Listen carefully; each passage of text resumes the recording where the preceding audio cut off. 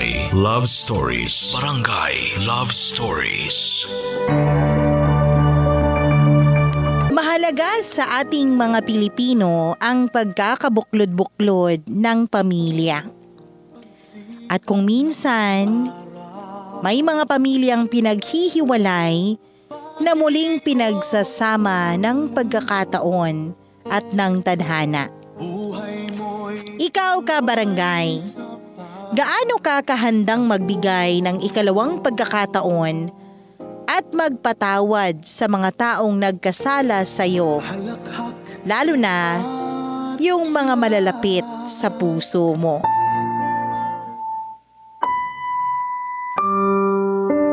Dear Mama Mia, magandang tanghali sa inyo at sa ating mga kabarangay.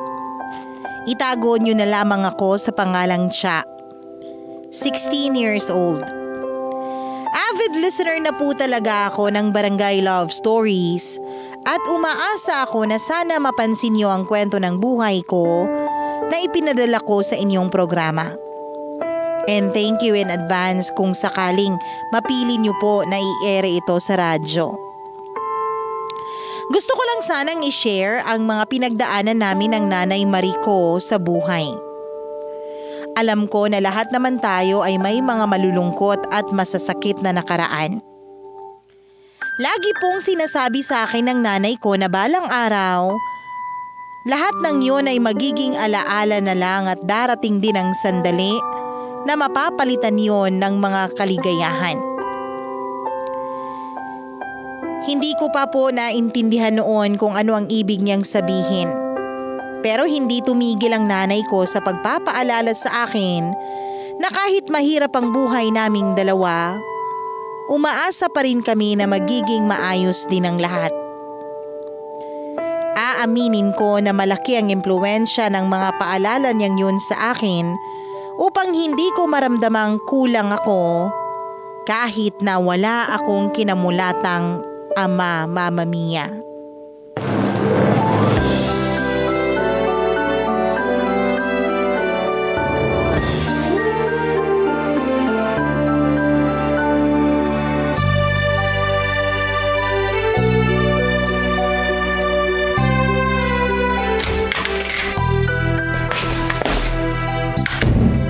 Nay, nandito na po ako. O anak, mabuti dumating ka na. Mano po, Nay? Kumusta na po ang pakiramdam nyo? May lagnat pa po ba kayo? Wala na. Effective yung gamot na pinainom mo sa akin kanina. Ay, mabuti naman po kung ganon.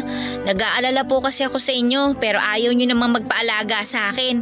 Ayun, buong araw ko kayong iniisip habang nasa school ako. Ikaw talaga. Siyempre, mas importante pa rin ang pag-aaral mo, nak. Di ba kamo may exam kayo? Nung isang gabi ka pa nga nagre-review eh. Kaya alam ko na mahalaga sa'yo yon. Pero mas mahalaga pa rin po kayo sa akin, Nay. Paano na lang kung may nangyaring hindi maganda sa inyo rito habang nasa school ako, di ba? Hindi ko po makakaya kung pati kayo mawawala sa akin. Hindi ko po alam ang gagawin ko, Nay. Maayos na naman si nanay. Tsaka hindi pa ako kukunin ng Panginoon dahil marami pa akong dapat gawin. Isa na doon ang igapang ang pag-aaral mo hanggang makatapos ka sa kolehiyo. Kaya nga kahit maganda kuba na ako sa pagtatrabaho, titiisin ko. Alang-alang sa'yo, anak. Ay, nandun na po tayo. Pero wag niyo naman pong pagurin ng sarili niyo. Balita ko, hindi kayo kumakain sa tamang oras, tapos nagpapatuyo rin kayo ng pawis sa likod. Talagang magkakasakit po kayo niyan, Nay. Wala po ako lagi sa tabi niyo para paalalahanan kayo ng mga bagay na sinasabi niyo rin sa akin. Oo, tingnan mo tong batang to. Biglang ako naman ang pinagalitan. Hindi po ako nagagalit. Nagpapaalala lang po ako. Hindi ba sabi nyo, kahit alam na natin ang isang bagay, importante pa rin na may nagpapaalala sa atin? Kaya nga kahit nanay ko kayo at anak nyo ko, hindi po ako magsasawa o mapapagod na magsabi sa inyo, nanay. Mahal na mahal ko po kayo. Tsaka ayoko may mangyaring masama sa nag-iisa kong magulang. Nakakataba naman ang puso na marinig yung mga salitang yan mula sa'yo, nak. Napakaswerte ko kasi dumating ka sa buhay ko. Kung wala ka, sigurado nabaliw na ang nanay. Nay naman eh. Siyempre, mahirap na nga ang buhay tapos mag-isa pa ako. Ako rin naman po, masisiraan po ako ng ulo kapag nawala kayo. Kaya please lang po, sa susunod makikinig na kayo sa akin para hindi na rin kayo nagkakasakit. Baka po nakakalimutan nyo, nagkakaedad na po kayo. Naku, hindi ko naman nakakalimutan na tumatanda na ang nanay mo. Hindi pa naman ako ulyanin. Saka huwag ka nang masyadong mag-alala. Tatandaan ko na ang mga sinabi mo, promise yan. Sige, Nay. Noted po yan, ha? Ay, o nga pala, Nay. May dala po akong pagkain. Birthday kasi ng kaklase ko, tapos pinapunta ako sa bahay nila. Pinagbalot din po ako ng handa. Matutuwa kayo kasi may spaghetti dito. Sandali lang po, ha? Maghahain lang po ako. Naku, mukhang mapaparami ang kain ko nito. Tama po yun, Nay. Bumawi po kayo ng kain para lumakas po kayo kaagad. Mama Mia, matagal nang hiwalay ang mga magulang ko. Nasa sinapupunan pa ako noon ni nanay nang iwan niya si tatay dahil nananakit ito. At bago pa siya nito mapatay, naisipan na niyang umalis sa poder nito, kaso naiwan naman kay tatay ang nooy 3 taong gulang kong kapatid na si Ate Ellen. Hindi po alam ng nanay ko na pinagbubuntis niya ako noon at huli na bago niya yun nalaman. Kung tutuusin ay nalagay pa po sa alanganin ng buhay namin pareho nang lumabas ako sa tiyan ni nanay sa 7 buwan ng pagbubuntis niya. Tandang-tanda ko pa na na-ER ako at kinailangan niya ng malaking halaga para lang mabuhay ako. Sa kabila ng lahat ay thankful pa rin ako at si nanay Mama Mia dahil hindi kami noon pinabayaan ng may kapal. Sa pagpapatuloy po ng aming buhay ay nangangamuhan lang po si nanay at madalas kasama niya ako sa trabaho niya hanggang magkaedad ako dahil wala namang magbabantay sa akin. Kung hindi naman po siya magtatrabaho ay pareho kaming mamamatay sa gutom. Kaya nga kahit doble yung hirap, nagtiis po ang nanay ko para maitaguyod lang ako, Mama Mia. Bilang anak, walang araw at gabi na hindi ako naging proud sa taong nanindigan sa akin at gumanap ng parehong responsibilidad ng pagiging ama at ina. Sabi ng mga kaibigan ni nanay ay malakas daw kami sa Diyos. Pero minsan, Mama Mia, may mga pagkakataon na hindi pa rin nagsasawa ang kapalaran sa pagbato sa amin ng mga pagsubok sa buhay. Lalo na nga nang mamatay ang amo ni nanay na siyang may-ari rin ng maliit na kwarto na aming inuupahan.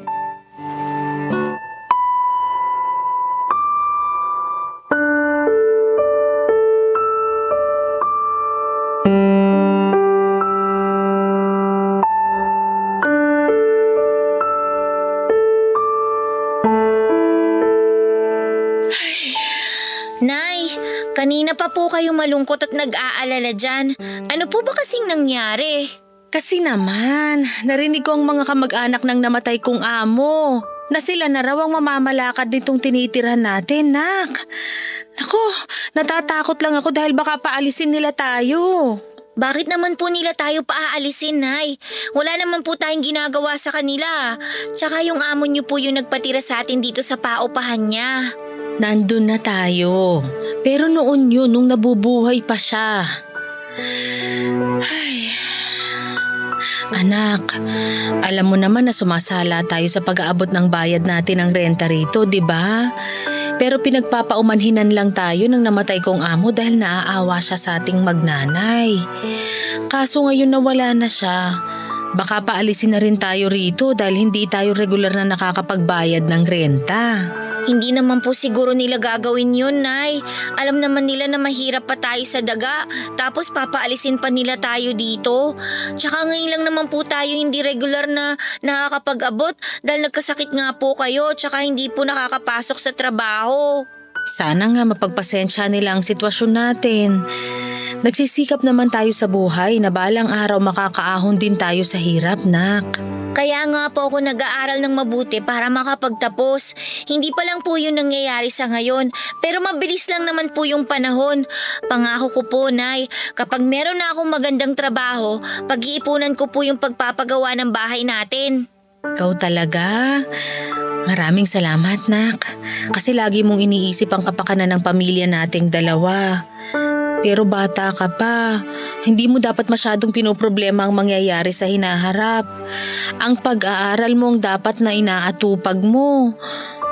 Pasensya ka na kung nakapagsasabi ako ng mga hinaing ko at pangamba.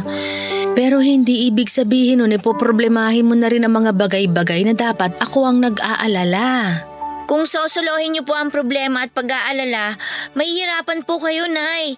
Kahit bata pa po ako, may muwang na po ako sa mundo. Alam ko po kapag malungkot kayo o may masakit sa inyo, pwede niyo pong sabihin sa akin ang mga kinakatakot niyo. Wala man po akong magagawa sa ngayon, at least gumaan po yung pakiramdam niyo. Alam mo, nak, tama ka. Medyo nawala nga ang pag-aalala sa dibdib ko kasi nakwento ko na sa'yo. Kita nyo? Sabi sa inyo, kausapin nyo lang po ako eh. Kaya, Nay, wag na po kayo masyadong mag-alala ha, dahil hindi po mangyayari ang kinatatakutan nyo. Hindi po tayo mapapaalis sa tinitira natin kasi makakapagbayad naman po tayo sa mga utang natin. Tama yun. Bukas na bukas makikipag-usap ako sa kanila. Tapos mas dodoblehin ko pa ang sipag ko sa pagtatrabaho para madagdagan ang kita ko. Pero wag po kayong masyadong magpapagod, Nay ha. Aba, oo naman. Alam kong magagalit ka sa akin kapag nagkasakit uli ako. Hindi po, Nay. Magagalit lang po ako kapag pinabayaan yung sarili nyo.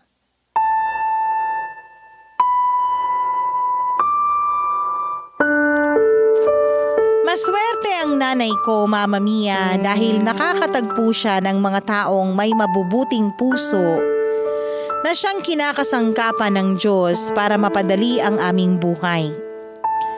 At isa na nga po doon ang amo niya na nagpatuloy din sa amin sa paupahang bahay nito para aming tuluyan.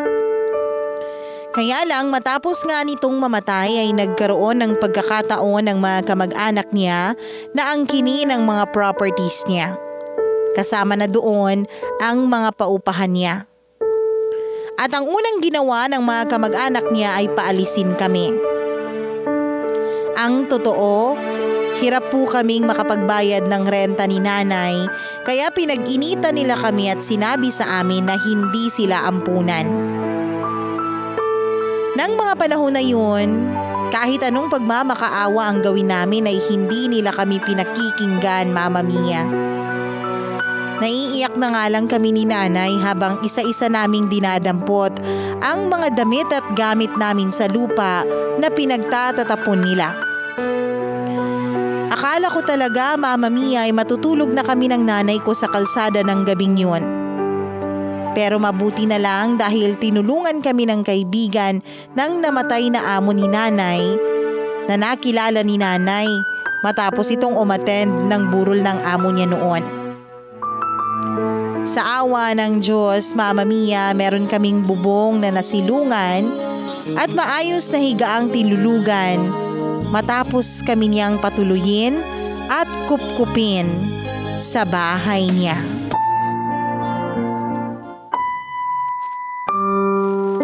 Mama Mia, bukod sa pagpapatuloy sa amin ng kaibigan ng dating amo ni nanay sa bahay nila, ay binigyan din po niya ng trabaho si nanay sa pamamagitan ng pagbabantay sa tindahan niya. At hindi nga nagtagal ay nakaipon kami ng sapat na halaga ng pera para makapagrenta ng kahit maliit na kwarto, malapit lang din sa pinapasukan ni nanay. Walang hanggan pa rin po ang pagpapasalamat namin sa Poong May Kapal dahil sa kabila ng mga pagsubok sa buhay na aming pinagdaraan ng mag-ina, lagi pa rin po niya kaming tinutulungan. Kung kami lang po kasi ni nanay, sigurado ako na baka nasiraan na kami ng ulo dahil sa sobrang hirap. Nagsumikap si nanay sa pagtatrabaho para matustusan ang pag-aaral ko at pagkain namin sa araw-araw, Mama Mia. At bilang ganti, nagsisikap ako para makapagtapos nang sa ganon ay maibalik ko lahat ng sakripisyo ng nanay ko sa akin simula bata pa lang ako. Naniniwala ako na deserve niya yon matapos ang mga paghihirap na pinagdaanan niya sa buhay para lang mabuhay ako at madala sa mundong ito. Ang tanging hiling ko lang sa Diyos ay bigyan niya ang nanay ko ng mahabang buhay at mabuting kalusugan sa araw-araw.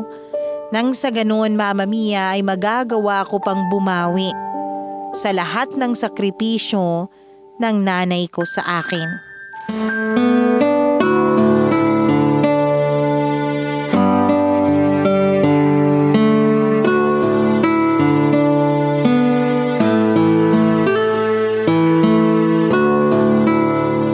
Nak, napakaswerte pa rin natin kasi meron pa ring mga tao na kinakasangkapan ng Panginoon para tulungan tayo, no?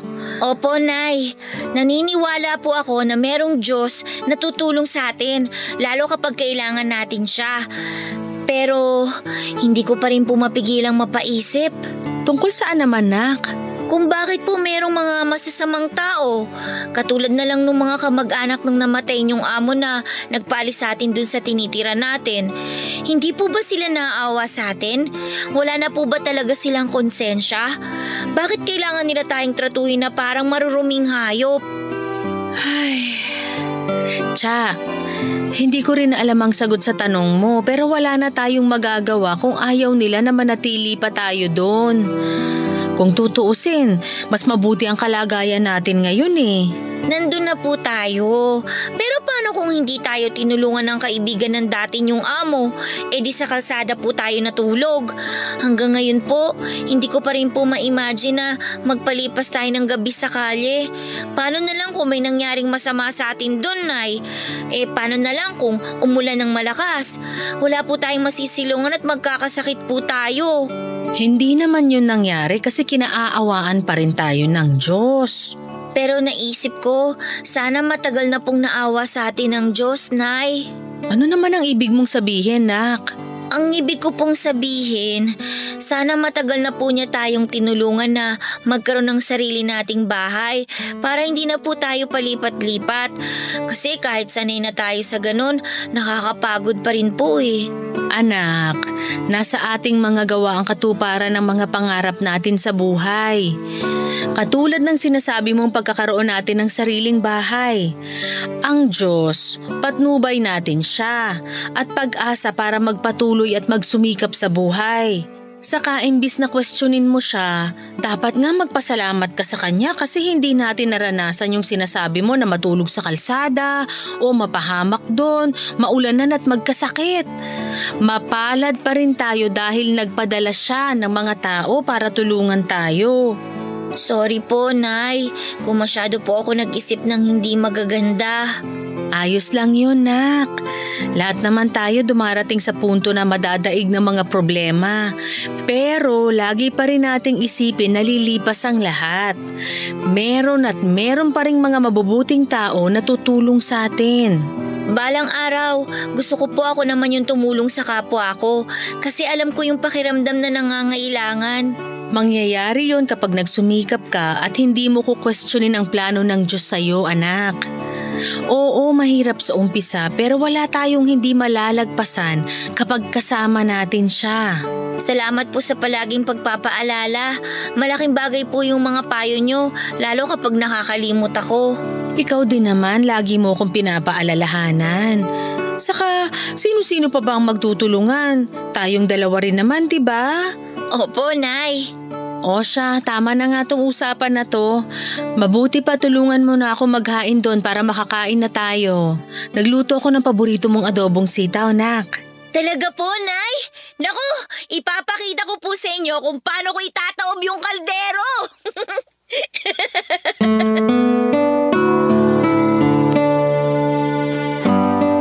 Mama Mia, naniniwala pa rin ako na likas na mabuti ang bawat nilalang ng Diyos. Kasi kahit mas marami yung mga masasama at malulungkot na balita sa telebisyon at social media, ay meron pa rin pong iilan na mababait at pilit na nagpapakabuti. Pero minsan kahit anong pangaral sa akin ni nanay na lahat ng tao ay ganon o kahit paano ay merong kabutihan sa puso, hindi ko po yun mai-apply sa sarili kong ama. Bata pa lang ay lagi ko nang iniisip na masama siya. Kasi kung totoong mabait siya, hindi niya hahayaang masira ang aming pamilya. Kung totoong mahal niya si nanay, hindi niya ito paulit-ulit na sasaktan. Madalas naiinggit ako sa mga kaibigan ko na biniyayaan ng mabuti at mapagmahal na tatay.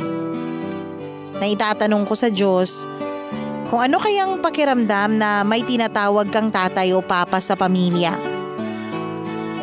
Lagi-lagi pong iniisip ang mga bagay na yon pero ayoko namang bumalik pa si tatay sa buhay namin.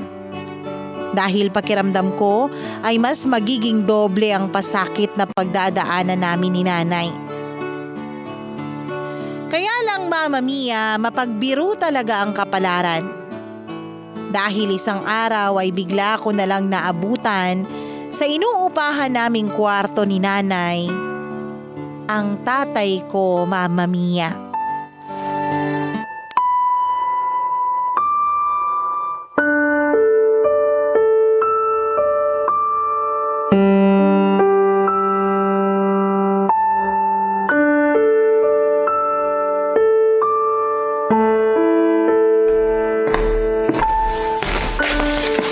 Nay, sino po siya? Siya anak, siya ang tatay mo. Hindi ko po tatay ang taong yan. Wala na po akong tatay, di ba? Anak, huwag mo namang sabihin yan. Kaya nga ako bumalik dito para magsama-sama na tayong pamilya. Nagkausap na kami ng nanay mo at nagkapatawaran. At ano po bang palagay niyo sa akin? Na ganong-ganong kadali kayong patawarin? Nay, bakit niyo naman po pinatawad ang taong yan? Di ba malaki ang kasalanan niya sa inyo? Nakalimutan niyo na po ba na sinasaktan niya kayo nung araw? Kaya nga umalis kayo sa puder niya at nakipaghiwalay? Anak, nakikiusap ako. Pakinggan mo muna ang tatay mo. Hindi na siya yung dating tatay mo na nananakit. Totoo yun siya. Nagbago na ako. At nagsisi na rin ako ng gusto dahil sa ginawa ko noon sa nanay mo. Walang araw simula nung umalis siya sa bahay natin na hindi siya sa akin hinanap ng ate Ellen mo.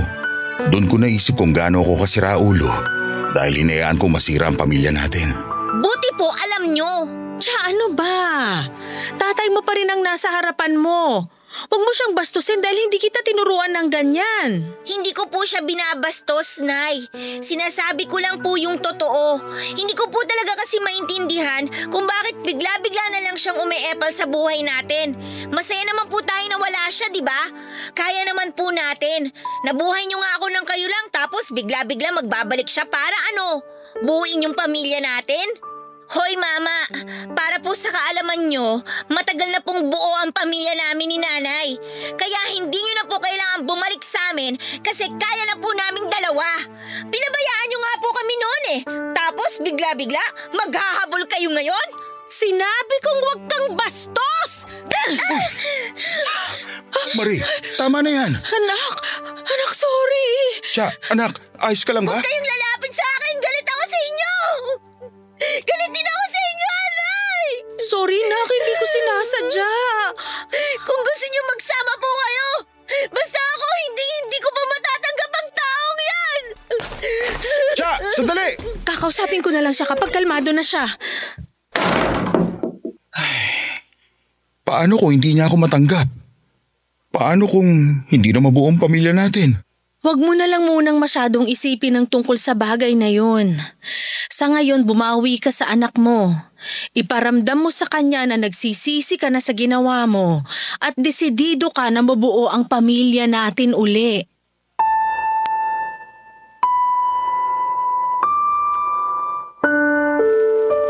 Sabihin niyo na masama akong anak dahil sa naging asal ko at pananalita sa tatay ko.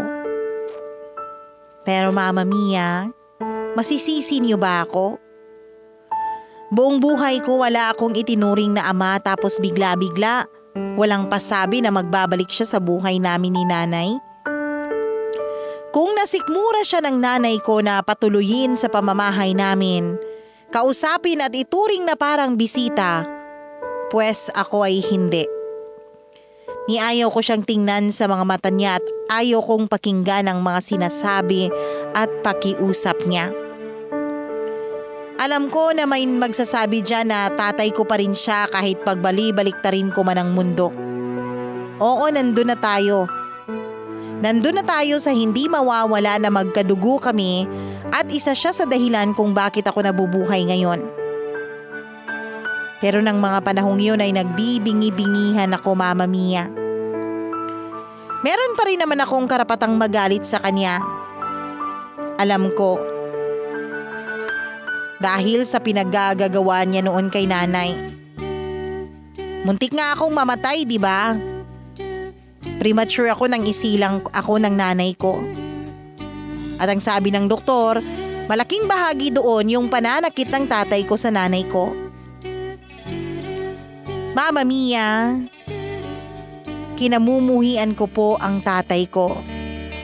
Hindi ko alam kung hanggang kailan. Pero kahit sabihin niya pang nagbagong buhay na siya, ay hindi ako naniniwala.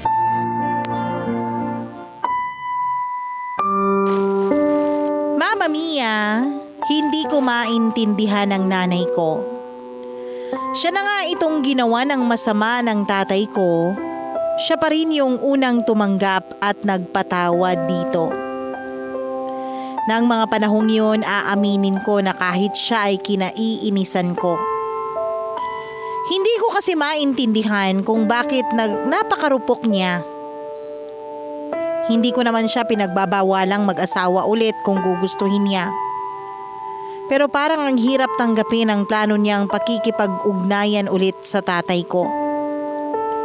Malakas talaga ang paniniwala ko na nagbalik lang si tatay sa buhay namin ni nanay para saktan lang siya ng husto. Marami akong tanong noon, Mama Mia. Tulad ng posible nga bang magbago ang isang tao at ma-realize niya isang araw yung mga kasalanan niya sa kapwa niya? Kung oo, bakit gusto niya pa ulit bumalik sa buhay nung taong nasaktan niya? Hindi ba niya alam na yung paghihiwalay nila ng landas ang pinakamabuting regalo niya para sa mga taong nagawan niya ng masama? Yun po ang eksaktong damdamin ko ng mga panahon na yun tungkol sa pagbabalik ni tatay sa buhay namin. At kahit na nga sabik na sabik akong mabuo ang pamilya namin kasama ang ate ko, ay hindi mawala-wala ang takot sa puso ko na baka sa umpisa lang masaya ang lahat. Tapos mas masakit pala ang dulo.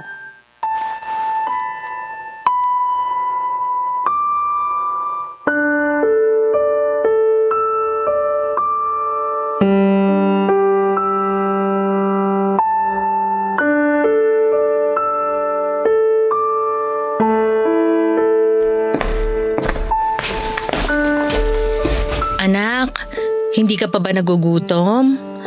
Nagluto ako ng paborito mong ulam. Nakahain na dun sa mesa. Okay lang po ako, Nay. Hindi pa po ako gutom. Tsaka kailangan ko po kasing tapusin tong assignments ko eh. Deadline na po kasi sa makalawa. Ay, galit ka pa rin ba sa akin? Nay naman eh. Alam niyo naman po na hindi ko kayo kayang tiisin, di ba? Tsaka, hindi po ako galit. Naiinis lang po ako. Naiintindihan ko kung saan nanggagaling ang inis mong yan. At pasensya ka na kasi binaliwala ko ang feelings mo, anak. Tapos nasaktan pa kita. Hiyang-hiya ako sa sarili ko matapos kong gawin sa'yo yun. Kasalanan ko rin naman po kasi naging bastos ako. Tama po kayo nang sabihin yung hindi niyo ako pinalaki ng ganon. Kaya palagay ko dapat lang talaga na sampalin niyo po ako. Ikaw talaga? Hindi nga kita pinadadapuan sa lamok ng baby ka pa kasi sobrang selan mo kaya. Kaya pasensya ka na talaga, anak ha. Wala na po yun. Apology accepted. Pero Nay, ano po bang plano niyo? sigurado na po ba kayo na may kipagbalikan kayo kay tatay? Ang sa akin lang naman po, paano po kung saktan niya ulit kayo? Hindi ko po siya mapapatawad pag nangyari yun. Nakikita ko naman sa tatay mo na sincero siya sa mga sinasabi niya sa akin, nak. Alam mo ba, nung nagkausap kami, humingi kagad siya ng tawad sa akin. Umiyak din siya at kulang na lang magmanikluhod siya sa harap ko. Inawat ko na nga lang kasi ayoko namang gawin niya yun. Oo, may kasalanan siya sa akin nun. Hindi pa rin naman mawawala yung takot sa dibdib ko na baka isang araw maulit-uli yung naranasan ko sa mga kamay niya kapag pinabalik ko siya sa buhay ko at sa pamilya natin. Kung mangyayari yun, hindi ko mapapatawad ang sarili ko lalo kung idadamay ka pa niya. Kaya nga nagdadasal ako sa Diyos. Humingi ako ng patnubay sa Kanya kung tama ang desisyon ko na bigyan pa ng tsansa ang tatay mo para makasama natin. Sa huli, magaan ang dibdib ko, anak. Kaya alam ko rin na tama ang desisyon kong yun. Bukod doon, miss na miss ko na ang ate mo, nak. Hindi ko siya nakita at nakasama ng mahabang panahon. Pero alam ko naman na hindi ko pwedeng ipilit sa'yo na tanggapin uli ang tatay mo. Mahalaga sa akin ang kapakanan mo. Nay, mahalaga rin po sa akin ang kapakanan nyo. At kung mas magiging masaya kayo sa second chance na binigay nyo kay tatay at sa pamilya natin, susubukan ko po na tanggapin siya. Nandun pa rin po yung alinlangan. Pero alam ko na sa likod po natin ng Diyos. Hindi niya po tayo pababayaan. Kasi hindi naman niya tayo pinabayaan, di ba? Salamat, nak, dahil malawak ang pangunawa mo. Sobrang proud na proud ako sa iyo sa mga bagay na handa mong isang tabi alang-alang sa ating pamilya. Mahal na mahal kita. Mahal na mahal din po kita, Nay. At wala akong hindi kayang gawin para po sa pamilya natin.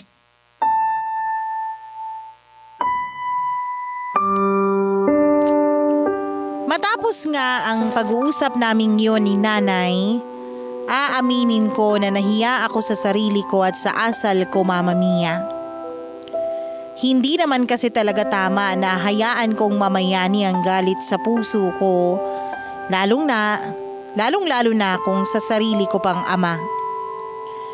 Hindi naman po talaga sagad sa buto ang galit ko sa kanya. Siguro mas nangingibabaw lang sa akin yung takot dahil ayoko nang masaktan ulit kami ni nanay, dahil sa pag-asa na mabubuo ulit ang pamilya namin. Pero mabuti pa rin ang Diyos, Mama Mia. Dahil pinatunayan niya sa amin ni nanay na merong mga pagkakataon sa buhay na ibinibigay kapag nararapat na ang panahon. At yun po ang pagkakabalikan ng mga magulang ko. Kitang-kita ko naman po ang efforts ng tatay ko makabawi lang sa amin ni nanay. At mas maging mabuting padre de pamilya sa amin. Kaya kahit nasa pag-a-adjust pa rin ako ay hindi ko naman tuluyang isinarado ang puso ko na balang araw ay mapapatawad ko ulit ang tatay ko at mabubuo ulit ang pamilya namin.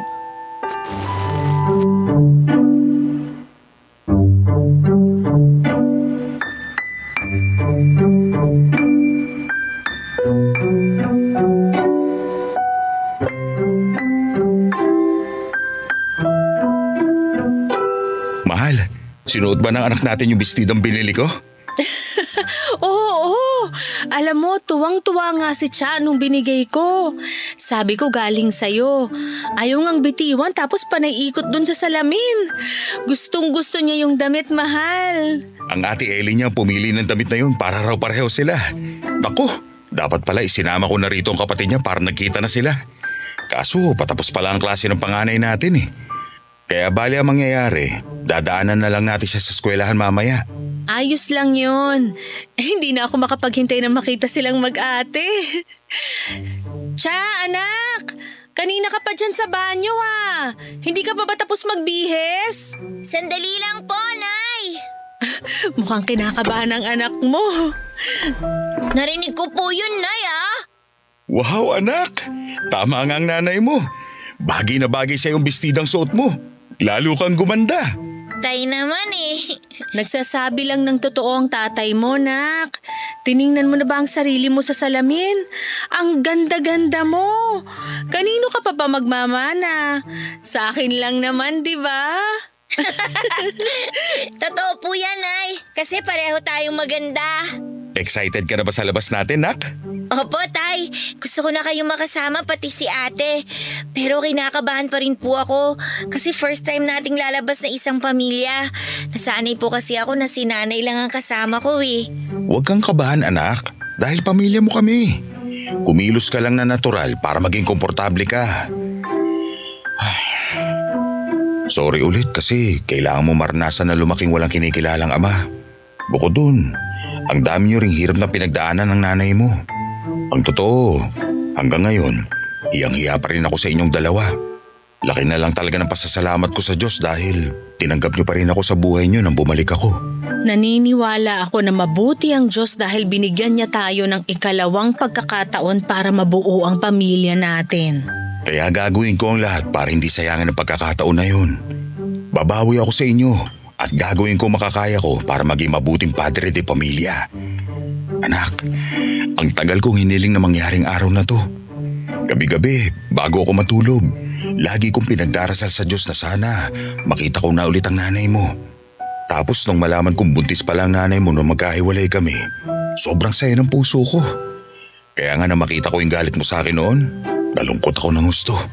Pero hindi naman kita masisisi dahil karapatan mo yun, anak. Malaki ang pagkakasala ko sa inyo ng nanay mo. Nakaraan na yon, mahal. At nagkausap na kami ni Cha. Matalino ang anak natin. Naiintindihan niya ang sitwasyon. Tama po si nanay. Ang mahalaga po sa akin ngayon, mabuo po ang pamilya natin. Mahal na mahal ko kayo ng nanay mo, Cha. Mahal ko rin po kayo. Namin po ni nanay, Tay.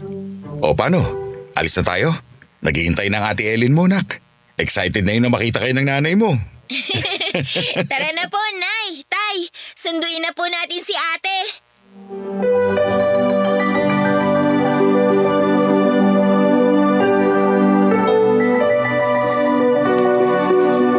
Mama Mia, alam kong sinabi ko na hindi ko mapapatawad ang tatay ko.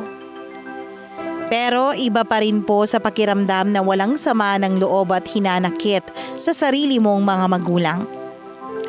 Hindi po madali yung process ng trust na ibinibigay ko kay tatay para tuparin niya ang pangako niya sa amin ni nanay na magiging mabuting padre de pamilya na siya. Pero sa abot ng makakaya ko ay sinusubukan ko pong umasa na mas magiging mabait sa amin ang kapalaran at sa wakas ay tuluyan na kaming mabuo. Sa kasalukuyan, Mama Mia, ay masaya po ang aming pamilya ni nanay kasama sina tatay at ate Ellen. Kaya nga na-inspired ako na i-share ang Barangay Love Stories. I-share sa Barangay Love Stories ang storya namin para kaaliwan at kapulutan ng aral ng ating mga kabarangay.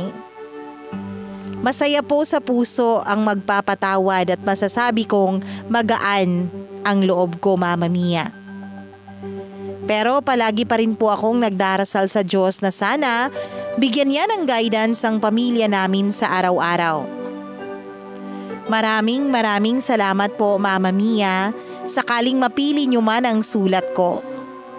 More power po sa programa niyo at sana ay marami pa kayong maibahagi